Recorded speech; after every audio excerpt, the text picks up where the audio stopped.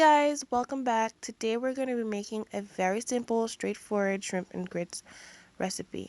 Stay tuned to see what we do to complete this dish.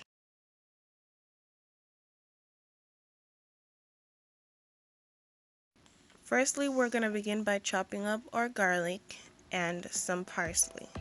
Then we're going to move on to season our shrimp with Sazon seasoning, Creole, paprika, Old Bay, and Cajun seasoning and set them aside.